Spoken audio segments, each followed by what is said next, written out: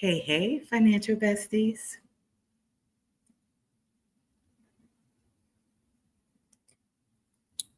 Hey, hey, financial besties. Hey, y'all. How you doing? How you been?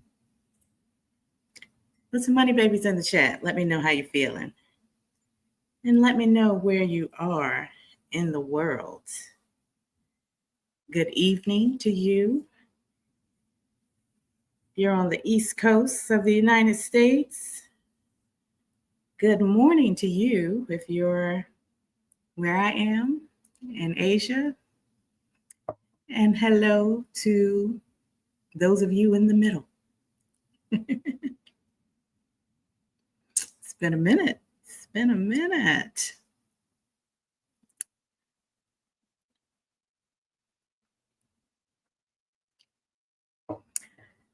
In this video, I want to talk about what happens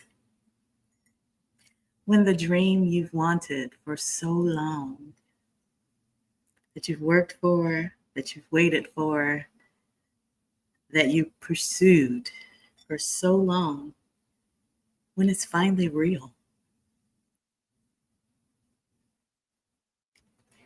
What happens when that dream is finally real?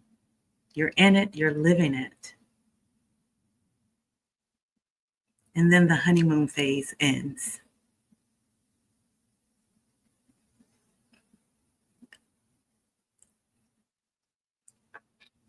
How do you navigate the gap between the dream that you've always had, that you've always envisioned, and that you're currently experiencing in daily life after the excitement fades? I asked that question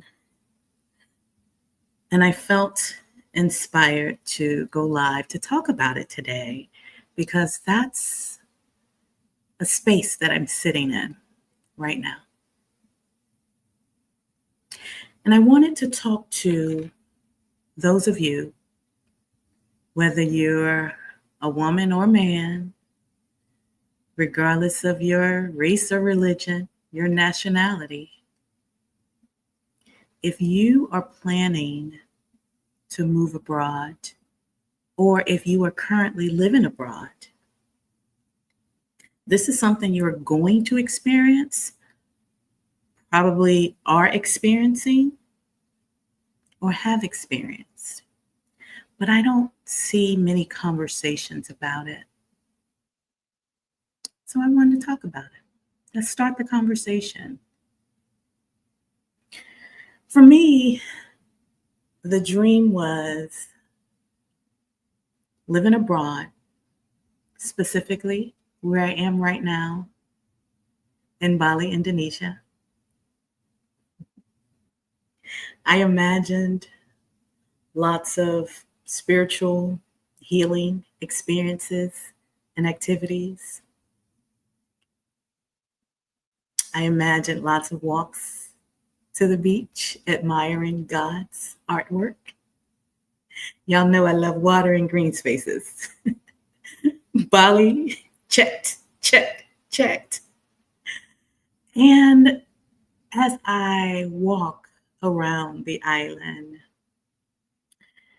discovering new things, cute cafes and shops on every other corner. That was my vision as I dreamed of moving abroad. And that dream has come true. For the most part, Bali is everything that I thought it would be. And I have experienced everything I've envisioned. I have to be honest about that. And I thank God. I thank God for that. When I first arrived, it was so exciting because every day was something new. But now that daily life reality is setting in. Some things that I was aware of before I arrived and thought, I could deal with that. It's starting to weigh on me a little bit. And also, to be honest and transparent about the flip side, some things that I was not aware of have been brought to my attention. And these are things that you wouldn't know until you live in a place. But some of those things make me a little uncomfortable simply because I've never experienced it before. It's completely different than the society that I'm accustomed to. So both of those things have made me think about home more. When I say home, I'm referring to the United States. That's home. That will always be my home. That's where I was born and raised. That's where my family is. That's where all of my loved ones are. So the United States is still home to me, regardless of what I think of it right now. And we'll get into some of that later. And thinking about home doesn't mean I want to go back. I want to be clear about that too. But it does make me think about home in terms of comparing it to home, because it's what I know. And so those comparisons make me miss the familiarity of home, if that makes sense. So let's talk about what living abroad really feels like when the honeymoon phase ends.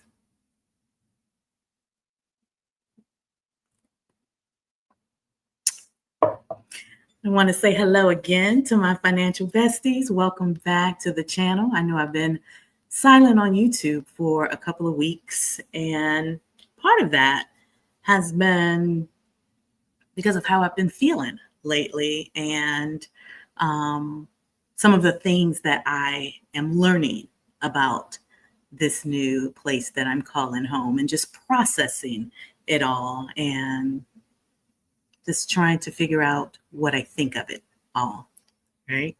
But if this is your first time seeing one of my videos, hey girl, hey. I'm Malika. I'm an investor and a money coach. I help professional Black women invest in the stock market to turn their income into real wealth so they can live well. I built my stock portfolio and resigned from corporate America about 3.5 years ago. And now I spend my free time enjoying life in Bali, Indonesia. And occasionally I help other women achieve the same thing if that's what they desire. Some of my clients just want to be work optional. They're not interested in moving abroad, and that's okay too. But it brings me so much joy to help more women align their money with the life they envision. So if that speaks to you, subscribe to my channel and let's grow together. Now let me say hello to my OG besties that I haven't seen in a couple of weeks. If you are on my email list, you've heard from me recently. When I'm quiet on YouTube, I'm still talking to my email list. Recent email that I sent out was about the new trend, the lock-in trend, get locked in on your goals. And I spoke to my email list about how to not get caught up in trends. And I brought to their attention something that I know they're currently experiencing, especially if they live in the United States. And I connected the dots for them. I connected the dots to help them understand how to process the weight of what they are experiencing in the United States with the goals that they want to achieve. And if they're feeling any internal frustration or internal conflict, I help them to understand why and how to bridge that gap. So if you are not on my email list, you can get on my email list by subscribing to my Invest with Ease newsletter. You can find that on my website at moneycoachmalika.com/newsletter. Make it as simple as possible. So even when I'm quiet on YouTube, I'm still talking to my community via email. Sometimes I don't want to be on video, but I find writing to be very therapeutic. Before social media has become what it is today, I used to write a blog, and that was very, very therapeutic for me. I wrote a blog talking about my personal finances, the same thing I do here on YouTube. Did that for several years. So when I'm not inspired to be on video, I lean in to what feels comfortable to me, and that's writing. So you'll catch me on my email list when I'm not on YouTube. But anyway, let me say hello. Say hello to my besties that have joined me tonight. It is 10 p.m. on the East Coast, so I know it's late, but I'm happy you're here. Hello, Miss Eileen. How you doing? How you been? Channel member. What's up, girl? Miss Venus Kirby. Good morning to you. So that tells me you are over here on the eastern side of the world. Where are you, Miss Venus? Hello, Miss TDD from Covington, Georgia. Oh, you're in KL. I think you told me that. Girl, charge it to my mind, not my heart. I do think you emailed me and told me that. Good. Are you living in KL now? Are you scouting? Just a short-term trip? What's going on? What you doing in KL? I plan to come back to KL for my next medical follow-up, probably in November. I might spend a lot longer this time than I did last time. So let me know how long you plan to be there. Hello, Miss Veronica from Phoenix. Thank you. I appreciate you. Hi, Miss Travel Grace, channel member. I haven't seen your name before, so welcome to the besties. Welcome to the community. So good to see you. KG Rebel from Virginia, my old stomping grounds. I lived in the DMV for over 20 years. So when I say I think about home and I'm missing home, I'm thinking about the DMV. My family is in the South. I don't miss the South. I miss the DMV. Hello, Professor LCH. How you doing? How you been? Hello, Miss Daisy Naples. How you doing? How you been? Good evening or morning to you. Where are you, Miss Daisy? I know the last time we spoke, you were experiencing something private. I won't mention that. Are you doing well? Where are you in the world, Miss Daisy? I know you spent a lot of time in Puerto Rico. I hope you are enjoying life. Hello, Miss Kimberly. What's up, girl? That used to be my internet bestie back in my blogging days. It's so good to see you, Miss Kimberly, in the ATL. Kirby said no, just a follow-up visit and a little scouting. Okay. Well, I hope all is well with your follow-up visit. And let me know what you think of KL. I absolutely love KL. I love KL. Next to Bali, KL is a place that I would consider living. I also love Chiang Mai, Thailand. I love so much about Southeast Asia. But I understand why you are attracted to KL. I like that city too. Also, check out Penang while you're there. Check out the beach area in Malaysia. Penang, to let me know what you think. Hey, Miss Ingenuity. Welcome. Thank you so much. Thank you. I was actually looking for a barbershop because it's starting to grow out.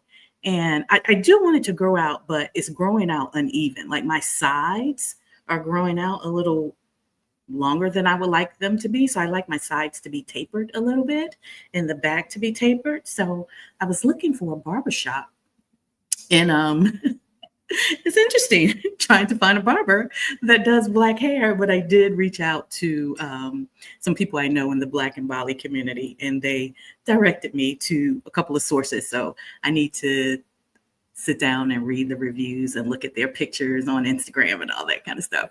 But thank you so much. The Bali temperature is warm and humid, but it's not like scorching hot. The temps in Bali can be around 80, 90 degrees. I think right now it is, what is it in Bali right now? 78 degrees in Bali. The high is 80, but the humidity in the air is actually good for my hair. My hair loves the humidity here in Bali. And I'll be honest, my body does too.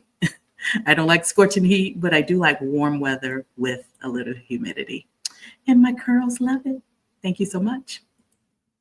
Oh, okay, Daisy, you're in Bonita Springs, Florida. Got you. Hey, girl, hey. Hey, Sherry Bush. Hey, girl, hey. Hey, Crystal Newman. Crystal is the OG bestie. You've been around for a while, girl. Sherry Bush. I haven't seen that name before, but welcome to you too. And the traveling teacher. Hello, you're here in Bali? I'm new to Bali and want to join the Black in Bali. How often do you all meet? There are not any formal scheduled meetings. It's a community of people that just socialize. They plan meetups. Sometimes there are events. I don't think there's a schedule, like a set schedule. We meet every Tuesday, anything like that. You just have to join the community and see what's going on. I'm not very active in the community, so I couldn't tell you what the latest and greatest details are, but I am connected, so I know where to find information when I need it. But anyway, thank you also for joining me so late on a Friday night. I'm glad you're here. I've been living in Bali now for almost 5 months. After visiting Bali twice, after the first time I knew I wanted to live here, but after visiting Bali twice, it was confirmed I was going to move back here. And as I tried to make my way back, I ended up experiencing a detour with a medical emergency that delayed my return. That medical emergency took about a year, almost a year to resolve, but everything came back full circle and I'm here and the dream has been fulfilled and I've been here for 5 months now. Just the thought of it. Sometimes I wake up in the morning, pull the curtains back and see all the greenery in the pool and I'm like, I can't believe I'm here. It makes me pinch myself because of all that I went through to get here. So now that I'm finally here, I say I'm living inside of my dream because there's so much to love about this island, the culture, the food, the people. The people is really what makes me love this place so much. But I've also been sitting with some new feelings. And it's making me think about what it means to live inside of your dream. What it means to live inside of your dream after the honeymoon is over. It's been about 5 months for me. So my third time here, 5 months. So all the excitement, all the touristy stuff, all the, the major attractions, all the things that people talk about when you see Bali information, on social media, on the reels, on the videos. After 3 visits and 5 months of living here, you've done it all, right? So when real life sets in, then what? So I wanted to share a few things that let me know that reality is setting in. These are some things that, as I mentioned, you won't learn until you actually live in a place and start experiencing real life. But I'll share those experiences, and I'll also share something I learned in therapy.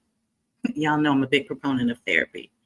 I have not stopped going to therapy. I still see my therapist once a week, every single week. When life is wonderful, I see my therapist and we just chit chat.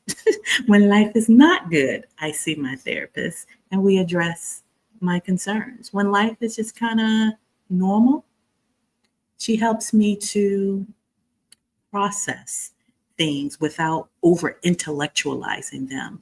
And she helps me to understand why I'm feeling what I'm feeling.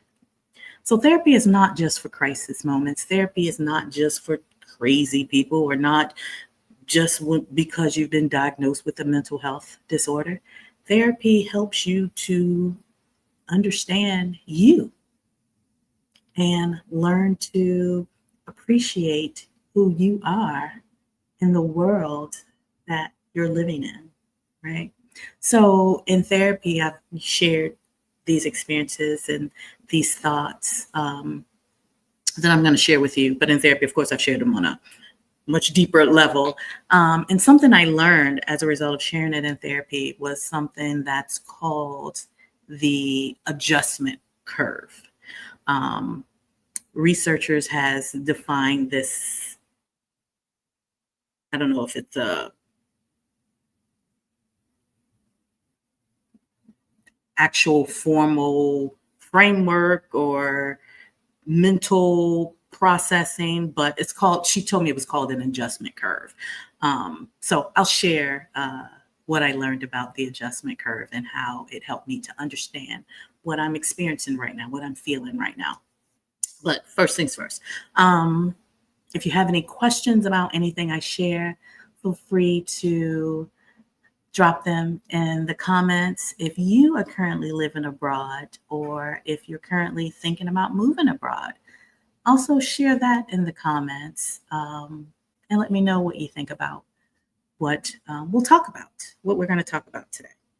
But anyway, some of the real life that I've experienced since I've been in Bali, the real life that's settling in. First, I want to say I feel safe here in Bali. One of the reasons why I feel so safe here in Bali is because there are no pew-pews. I ain't got to worry about keeping my head on the swivel, paying attention to what's going on in the crowd, surveying the crowd, thinking anything gonna pop off with someone that has decided their superiority is better than everyone else's. Don't have to worry about any police brutality or any overt racism. So I share that first because I want you to know that even when you go to the most beautiful places, even when you go to a place that you have dreamed of, you're still going to feel certain things when the honeymoon phase ends, when reality sets in, because you're human. Simply because you're human. There's nothing wrong with the place that you're in. It's just a natural phase of the evolution when you move someplace new. I live in a beautiful home. I'm comfortable. I'm safe. I have domestic help for things I don't enjoy doing. In fact, my cleaners will probably come in a few minutes. I live minutes from the beach, my favorite place to pray and meditate. And I thank God for leading me here and allowing me a second chance at life because I dealt with a life-threatening disease and allowing me to live my dream. But the flip side of that is what I didn't know about Bali or Indonesia as a whole, as a country, that I'm aware of now that I live here. It's starting to make me a little uncomfortable because I'm not accustomed to it, is how do I want to say this?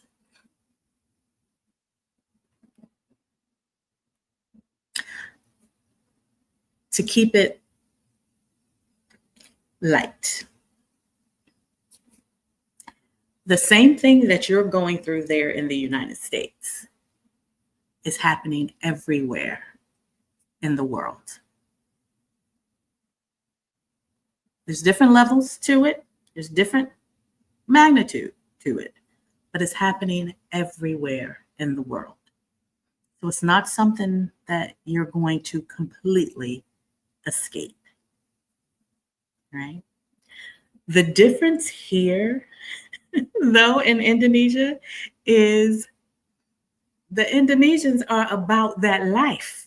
And if you have been watching the news, following any account on social media that reports information that's happening in Indonesia, you know what I'm talking about.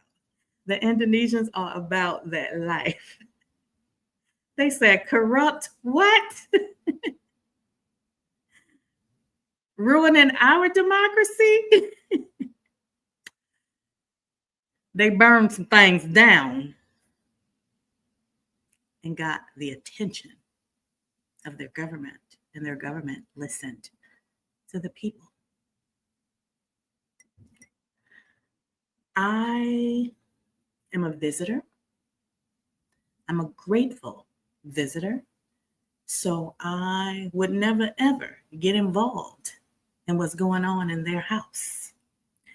But it's been interesting to observe it from the outside looking in and to make the parallels and to see the similarities in government,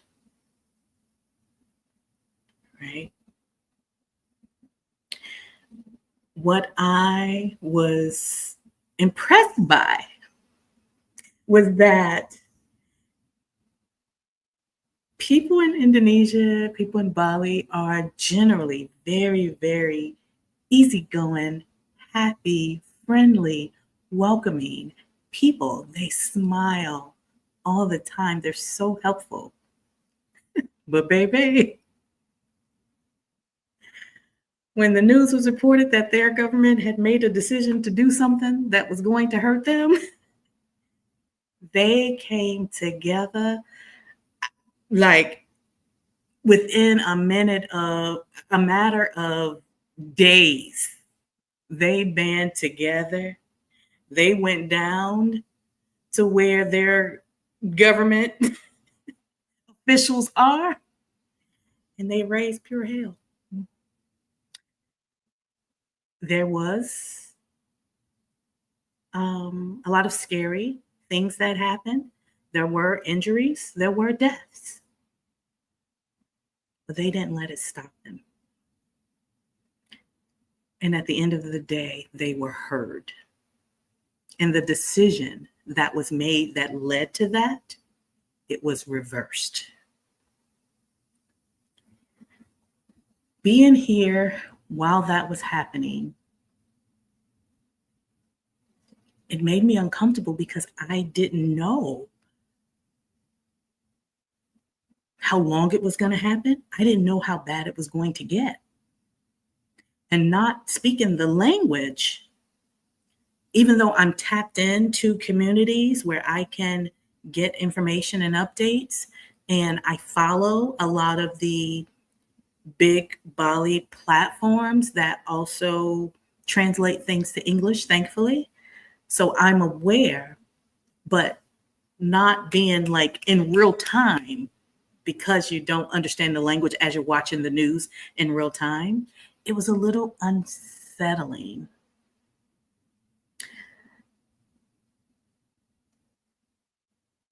And then I had to remind myself that this is regular life. When I think about living in the United States, there were so many events that led to protests and disruptions and buildings being burned down and many, many, many, many deaths. And I wondered, like, why did I feel so uncomfortable here? But I've experienced it so much for most of my life in the United States. I'm like, did I normalize it at home? Or is it solely the language barrier? Just not being really aware of what's happening in real time.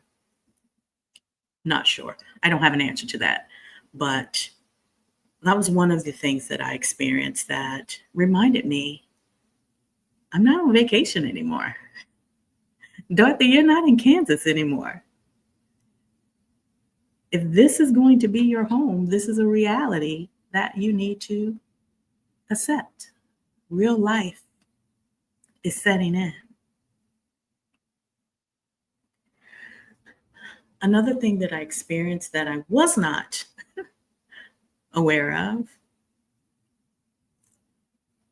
that made me a little uncomfortable is the lack of infrastructure here. It's one thing to know that a place doesn't have, you can look to see visually that a place doesn't have the infrastructure like a modern city. This is an island. I wouldn't expect an island to look like a modern city. But it's another thing to actually experience the impact as a result of the lack of infrastructure. So what I mean by that, I don't want to make it seem like it's so dramatic. It's not. It's really not that big of a deal. In fact, nothing I'm sharing is really not that big of a deal. It's not so bad where it would make me want to leave. But it's letting me know reality is setting in. Bali is a tropical island where obviously it's going to rain. Where lately it's been raining a lot. I've been here for 5 months. In the 5 months that I've been here, it has rained more in the past 2 weeks than it has in the entire 5 months. Even when it has rained before, it was like maybe a tropical shower for maybe an hour or two, and then it will stop. But because it's raining so much, and mind you, it's not even the rainy season yet, but because it's raining so much, the first time it rained for 2 full days straight, nonstop.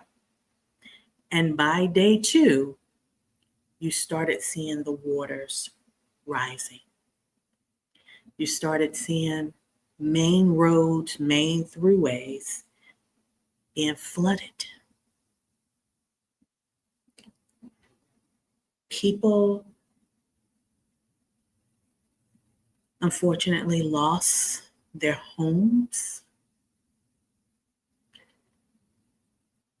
There were people who also unfortunately lost their lives in the floods. In the last news report that I read, there are still several people that are still missing. And what I understand is those areas that are flooding, it's not anything new. The areas are flooding because of the lack of infrastructure. And there is nowhere for the water to go. And unfortunately, well, first, before I say that, after it finally stopped raining, there was a day of floods.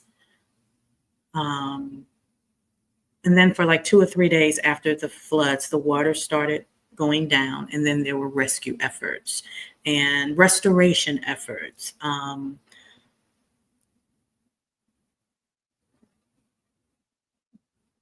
then it rained again. And now every time it rains, the water rises faster than it did the first time.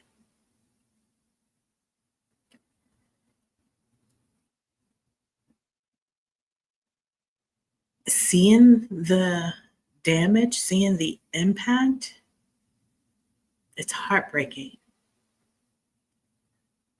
And I acknowledge that I speak from a position of privilege because where I live was not impacted at all.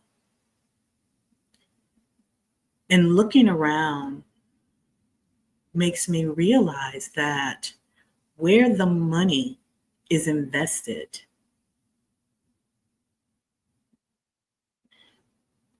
it benefits the people with money. So it's no different than what's happening in the United States. Where I live was not impacted at all because it's elevated. In fact, in order to get to where I am, you go up a hill. And then in order to enter the community, you have to go up another incline. So where I am, it's like elevated twice. So it's not to say that this area can't flood. It will probably have to rain for several weeks at a time before this area floods. But I saw no impact of the floods where I live. The second time it started raining and the water started rising again, I saw the staff that's on site immediately go into action. There are these covers on the ground. I saw them taking the covers off the ground and going down into the ground. I'm sure they were probably clearing out debris, probably clearing out any drainage to make sure that this area didn't flood. So what that made me aware of is the difference between the infrastructure where people with money live versus the infrastructure where people without money lives. Again, no different from the United States, but it just reminds me of reality. And it makes me a little uncomfortable because I am taking off the rose-colored glasses. The honeymoon phase is over. I'm becoming more and more aware of reality where I live.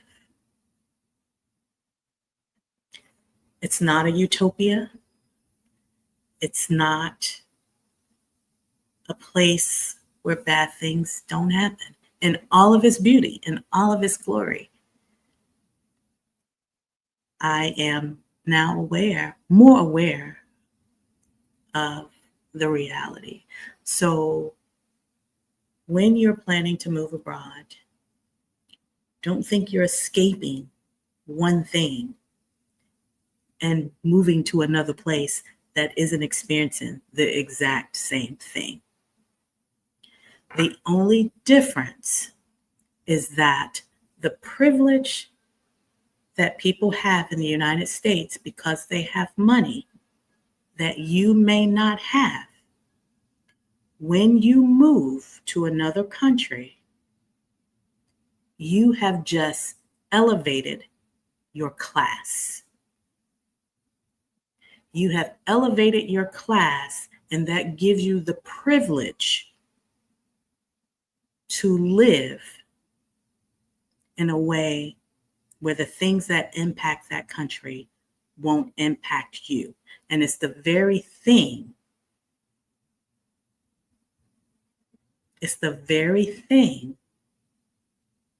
that makes you feel oppressed in the United States. It's happening wherever you're going to. You may not feel it as much in the new country you're in because your US dollar has allowed you to increase your social class. You have gone up a couple of rings on the ladder in that new country.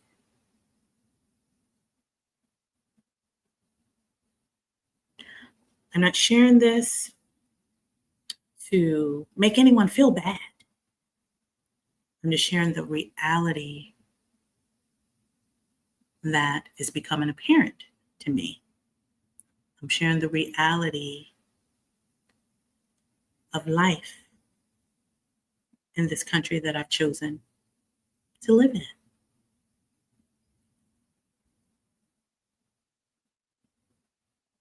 And it reminds me that the honeymoon phase is over. Right? Some other things I've been experiencing that I was aware of before I moved here. But now that the honeymoon phase is over, it is starting to weigh on me a little bit. And the first thing, the most important for me, is that Bali is not walkable. Bali is not a walkable place, at least the part of Bali that I'm in. Most parts of Bali are not walkable. There are no sidewalks. If there are sidewalks, they're very, very narrow sidewalks. And even if you see sidewalks, the sidewalks are not only for people. Motorbikes also ride on the sidewalks. And because there's so much traffic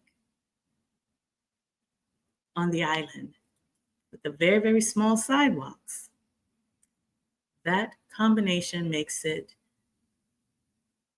I won't say dangerous, but you can't walk around leisurely and not be aware of where you're going, where you're stepping, and how you're walking.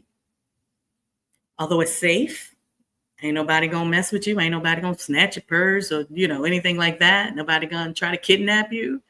But you do still need to keep your head on the swivel because if you're walking, you never know. A motorbike might be trying to get by. Or if there's no sidewalk, you got to walk in the street where the motorbike and the cars are. So it makes walking very, very stressful. And walking is something that I love to do. I love walking. The transportation here is so inexpensive. So getting transportation is not the issue. I genuinely love walking. I miss the freedom of just stepping outside and wandering. I like to dilly-dally. I like to step outside of my house without a destination, without having anywhere to go. I just like walking and exploring. When I'm on the beach, I call them my faith walks because I'm quiet. I have no headphones. I'm not on my phone. I'm listening to God, enjoying his artwork, right? Enjoying the sunshine and nature. When I'm walking along the streets, I like to just explore, peek in and out of shops, and randomly stop at a cafe to order a smoothie if I like. I don't always like to leave my house and have to call a bike or call a car to go somewhere specifically. I like to just wander and dilly-dally. And that's hard to do here because it's not safe to do so. When I have tried to walk, it requires so much energy and so much effort to stay alert where it's not enjoyable.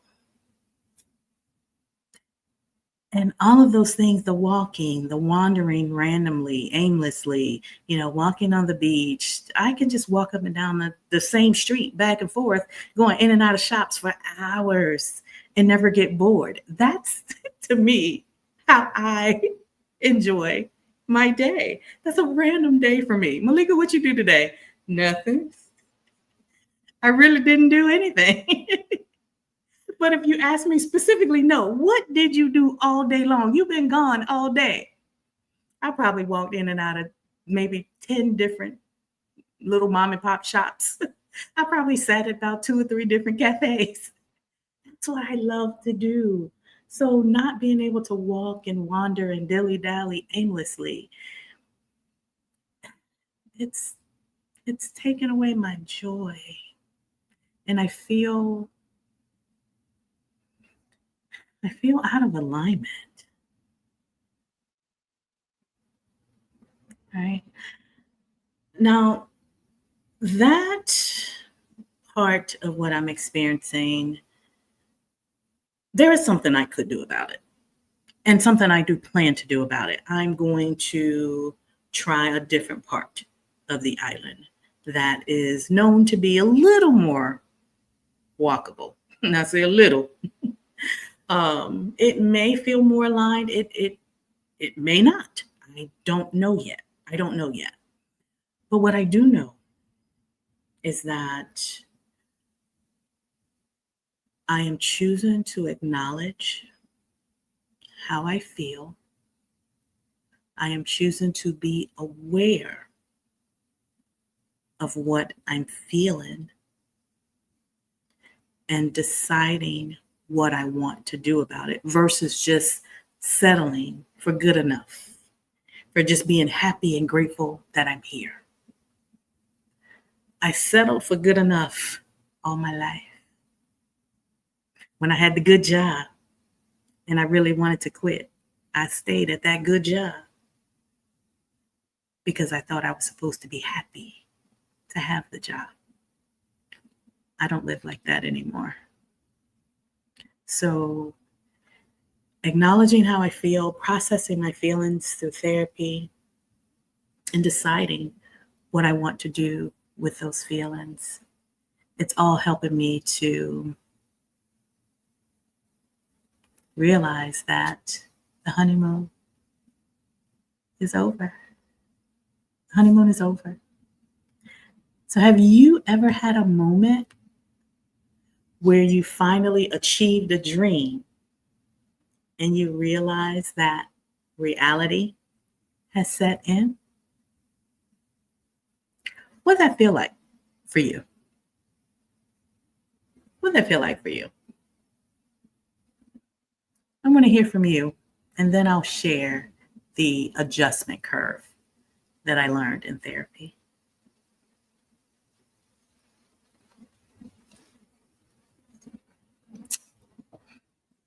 Let me see what y'all saying in the comments.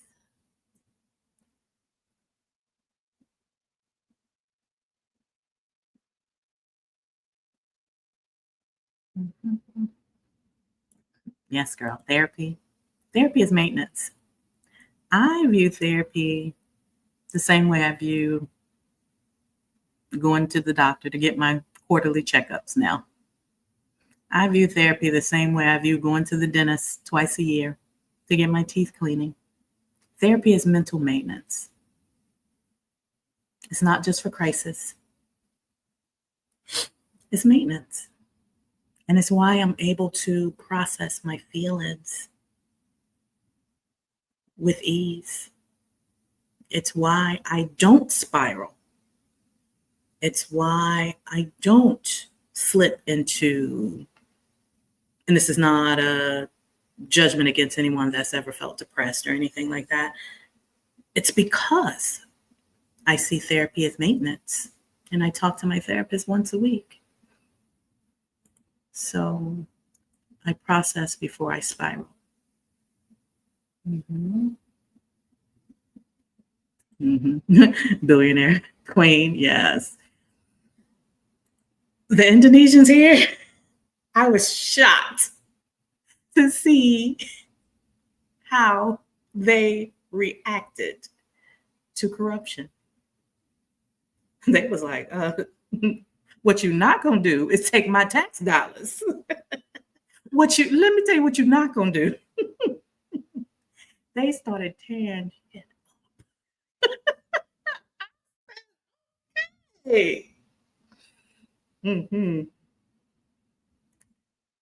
Said it was Gen Z that did a lot of that riot, or was that a different place? I'm sure most of it was Gen Z because that's the youth. In any country you go to when there's an uprising, it's going to be led by the youth. The senior citizens don't have the energy to start tearing shit up. So yeah, I'm sure it was mostly the youth. I think it was initially started by some students at a university. And then as the crowd grew, it just attracted more and more people of different different ages. And this also reminds me what I've always said. If you are not in a position to be on the front lines when the revolution happens, it's very, very important to contribute in a way that you can.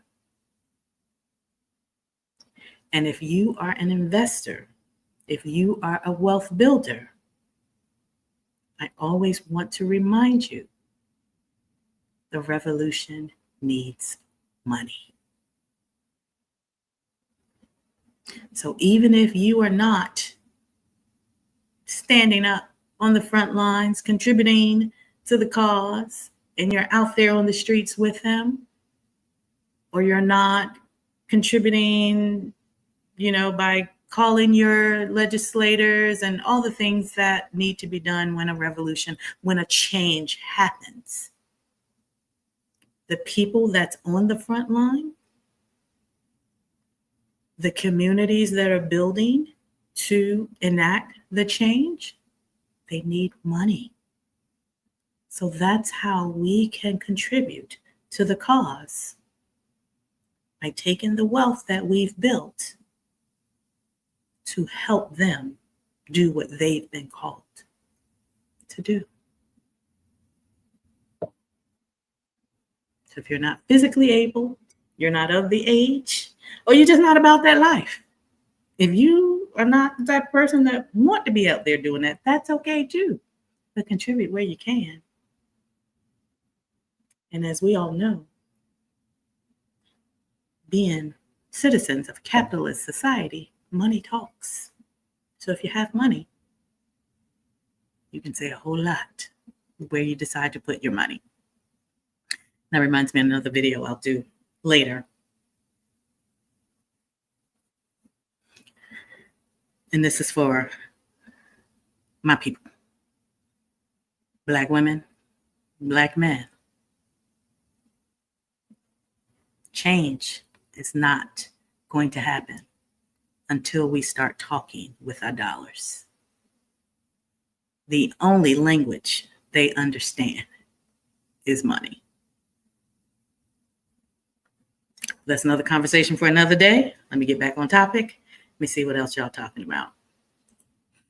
But yeah, the Indonesians were very impressive. Yes, they are some of the most friendly people on earth. This is why I just love being here. I just love being here. Travel Grace, are the floods close to you? They were close enough to make me uncomfortable. Yes, they're close to me, and close to me in terms of the part of the island where I'm in.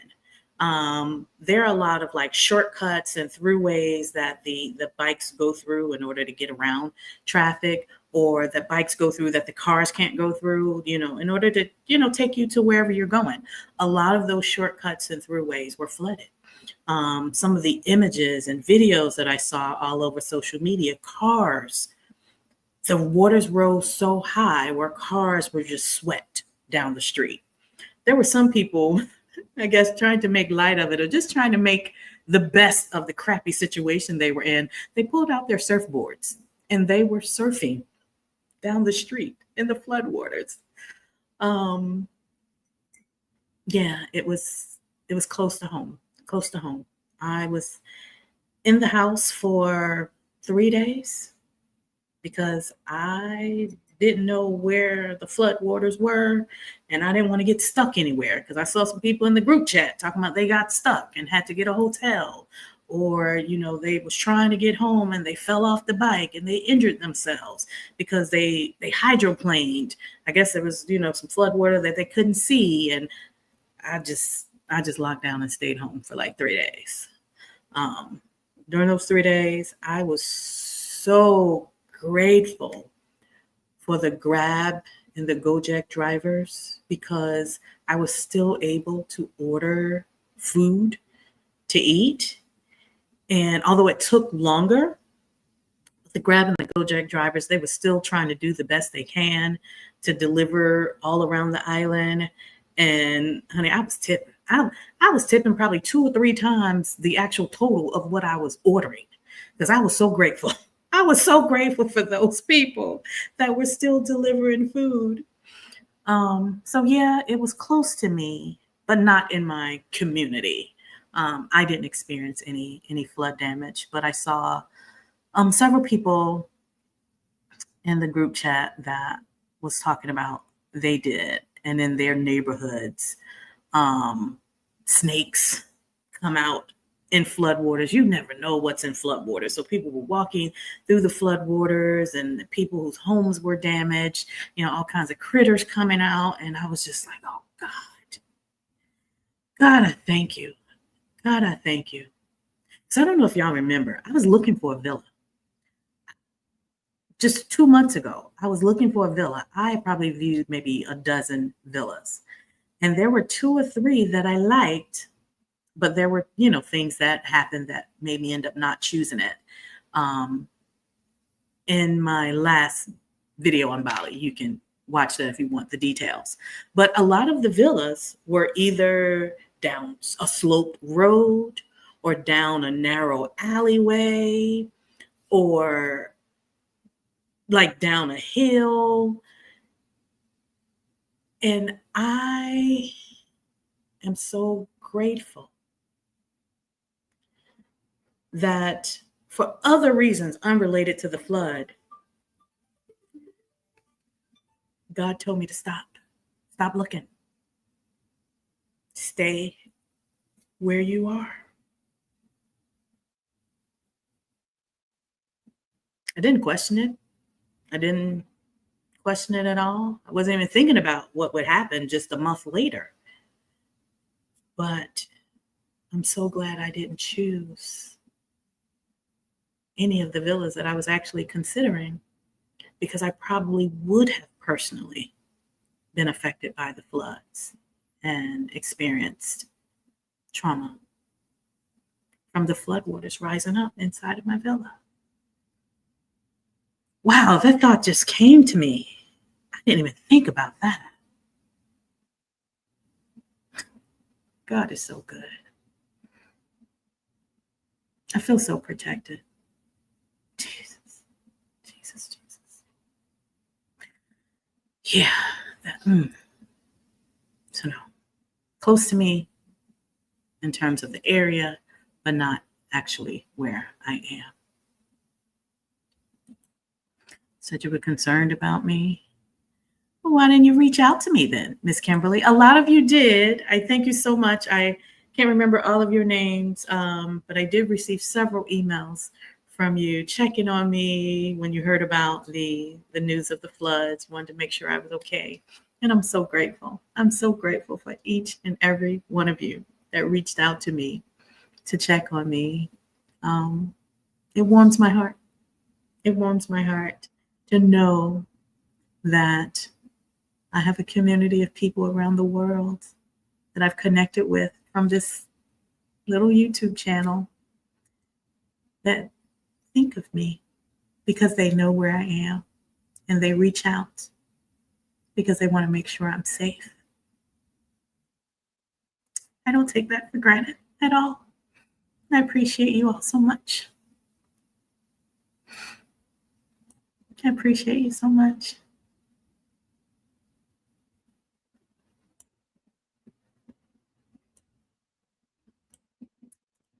Thank you, Chef Blondie. I love to dilly-dally. That is like a perfect day for me, just being able to, oh my goodness, I did not expect to get teary-eyed. I just appreciate you all so much. But yeah, dilly-dallying is just a perfect day for me. Not having any destination in mind, not having anything on my to-do list, just walking out of the house and just dilly-dallying and doing whatever, whatever is presented to me. Yes. Yeah, traveling teacher. It is difficult to find a good therapist. It is. The therapist that I have now, I've had the same therapist for probably 8 years. almost 8 years. maybe 7, a little over 7 years. But I had 2 before her. So yeah, it's difficult to find a good therapist. I also now have an oncology therapist as well, because not all therapists are equipped to deal with the specific challenges that you have. So when I was diagnosed with breast cancer, I started seeing an oncology therapist that understands the unique challenges of a woman experiencing breast cancer and what that entails. I continued to see my regular therapist, but the oncology therapist was also very, very helpful to me as well. Now I only see her once per quarter because I want someone to be able to connect with before I have my quarterly follow-up. And then, or after I have my quarterly follow-up, because that comes with its own flood of emotions and feelings and anxiety. But yeah, if you don't have a therapist, please put forth the effort to try to find one. It's worth it. Venus said, when I visited Spain, I felt a sense of safety but not belonging. Is that because of the language barrier? Hold on one second. My cleaners are here.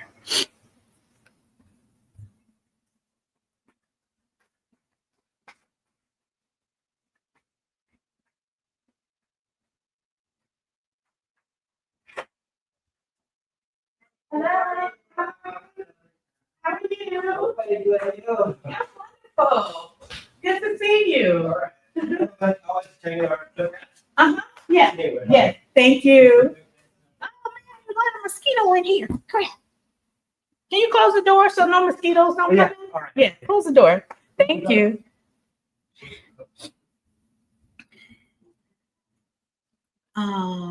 Venus, you said you felt safe but not belong. Is that because of the language barrier, or you hadn't found a community to connect with yet? Let me know more about why you didn't feel a sense of belonging. How long were you there? Because finding your community takes time. That's going to take some time. Let's see. Hey, Veronica. Completed my degree and find I have no desire to work in a field and can't find a job paying more. I don't think that's related to the topic we're talking about right now, Veronica. If you need help and you want some advice, you can shoot me an email. Travel Grace said, I think sometimes the Lord will allow you to stay in a place for spiritual healing and to hear his voice in a quiet place for a short time. You will get what you need while you're there before the next. Yeah. Yeah. I'm processing what you're saying. I agree with this. I don't feel led to leave Bali. I have no desire to leave. I think just reality is setting in. And I came here, with a dream, living on a high, and reality has set in. I don't think my purpose for being here in Bali is complete yet. But yeah, I have been spending a lot of time spiritually healing as well as physically healing, and spending a lot of time with God, for sure. Absolutely. We have a therapist in the chat. Living Life My Way. Hello, I am a Black female therapist living in Romania. I provide online therapy. Feel free to reach out. There we go. Y'all reach out to Living Life My Way. I don't know if the chat will allow you to share a link, but if you can email me a link to your website, I will share it in the chat. But email it to me quickly so I can get it and share it while I'm on the live. If I miss you while I'm live, I'll put it in the video description. But send me your link and I'll share it. I'm gonna check you out first. come check you out first, and then I'll share it. Venus said she's always dreamed of living in Spain, and she learned Spanish. Okay. I feel you, Venus. All right, let me share what I learned in therapy about the adjustment curve. She mentioned that researchers call this the cultural adjustment curve, and there are no like specific timelines for the curve, but there's a rough timeline she shared with me that researchers define 4 different phases in the adjustment curve. The first phase, of course, is the honeymoon phase. The honeymoon phase is when everything is exciting, everything is new, everything is different. And even the challenges that you may be aware of before you got there, like me, knowing that Bali wasn't very walkable, even the challenges may feel charming or may feel like, oh, that's not a big deal. And she said the honeymoon phase lasts about a few weeks, or it can last up to 3 months or even longer. She said the length of the honeymoon phase depends on how different the culture is from what you're accustomed to and how novel the environment, the city, or the island feels while you're there. So the more different it is, the longer the honeymoon phase could last. If it's not that much different from the society that you're accustomed to, it may only last a few weeks. So that's the first phase, the honeymoon phase. The second phase of this cultural adjustment curve is called culture shock. This is the dissonance phase. This is when the novelty starts to wear off a little bit and the cracks begin to show, and you notice what you miss from home. She said, in this phase, you may start feeling a little restless. You may start feeling a little irritated by things that you experience, and you may even start to feel lonely. This phase, the culture shock and dissonance phase, begins around 3 to 6 months. And it could stretch a little longer, of course. It varies from person to person, but it begins around the 3 to 6 month period. And the differences that you feel, they can start to feel heavy and start to weigh on you. And you'll start thinking about home a lot more often than usual, right? The third phase she mentioned was the adjustment phase. She said this is when you start to build routines and when you start to integrate the new things that you love about the new city, state, or country that you're in. You start to integrate them into your regular life, right? And the things that you don't really care for about where you live, you start to soften your expectations. It's not as big of a deal as it felt when it was feeling heavy in the phase before it. So you start to soften your expectations and you start finding things that you love. And she said this phase typically starts around 6 to 12 months.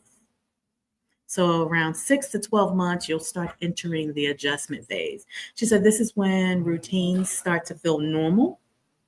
This is when you found your favorite spots, when you have connected with 1 or 2 of, your people, and you start to learn how to navigate daily life. That's the adjustment phase. And the last and final phase, the fourth phase, is what she called the integration and the mastery phase. This is when you start to feel at home. This is when you start to feel grounded, even if you miss some things from your original home. You can be in a new country for years and years and still miss some things from your original home.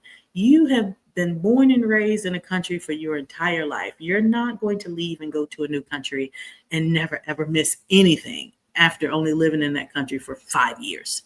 So you're always going to miss something about your new home. But even if you still miss some things, you feel at home and grounded where you are now. And she said this phase, usually you don't experience this phase until you're beyond a year.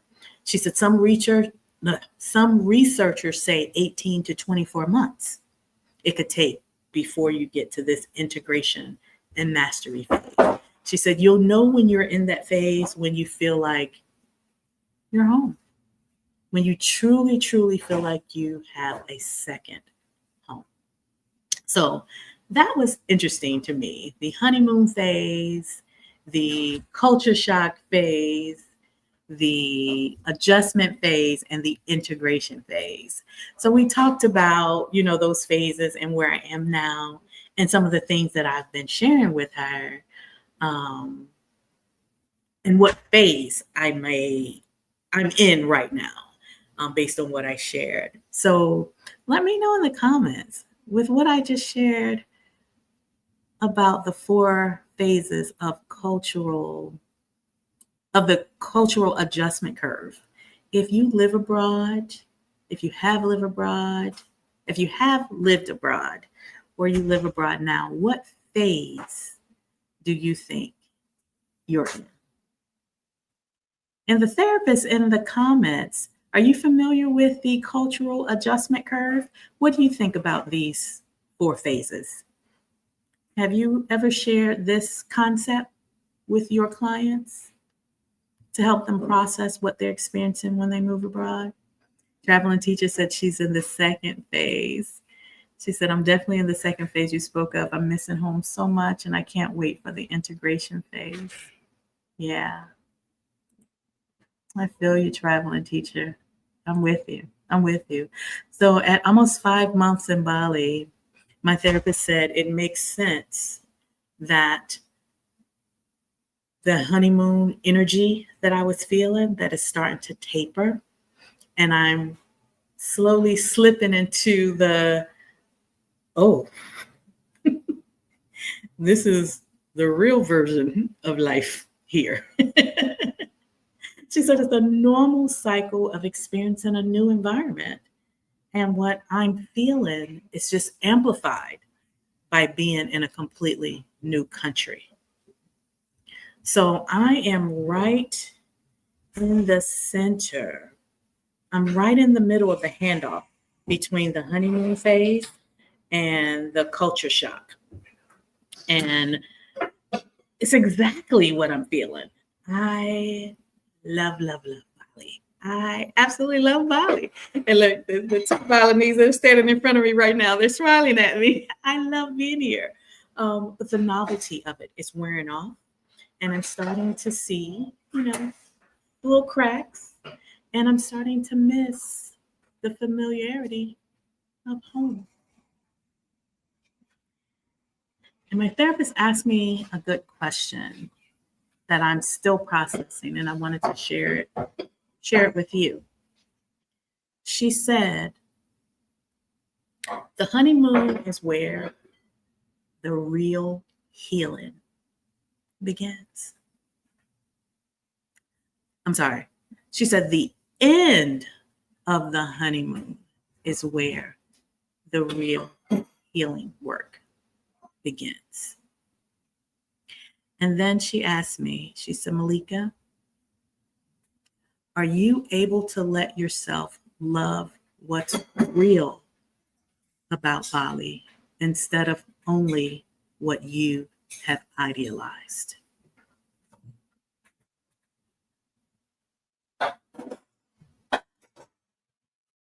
Are you able to let yourself love what's real about the new place you've called home instead of only what you've idealized?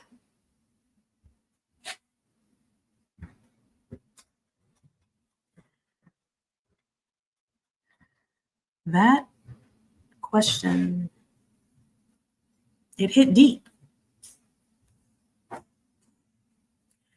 And I'll be honest, I'm still sitting with it.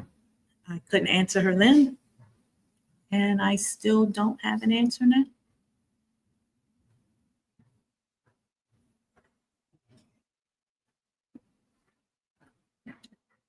And it also made me think of the same kinds of questions I explore with my clients when we're talking about investing and wealth building.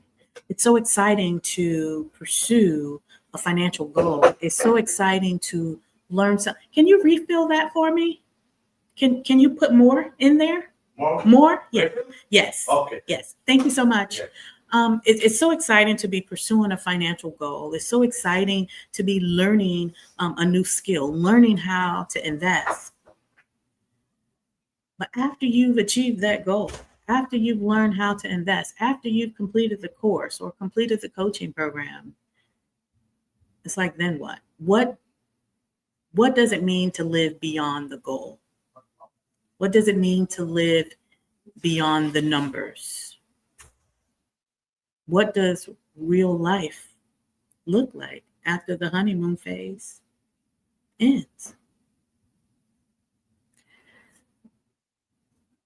I don't have an answer, at least not a neat answer. I have some thoughts, lots of thoughts. I guess the real message here is the honesty of sitting in the gap. You had your dream. It's exciting. You want to leave the US. You want to go someplace where you feel safe so you can rest. You want to go someplace where you feel honored, where you can have a better quality of life. And then when you get to that new place and you start seeing things that you weren't aware of, and you start seeing the cracks in the fantasy, are you able to love what's real and not only what you idealized?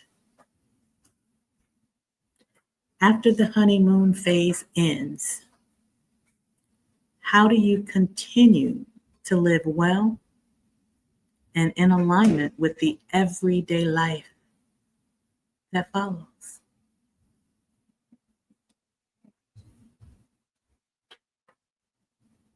I want to leave you with that thought. And thank you so much for watching. And thank you for sharing your thoughts with me. And until next time, say bye for now.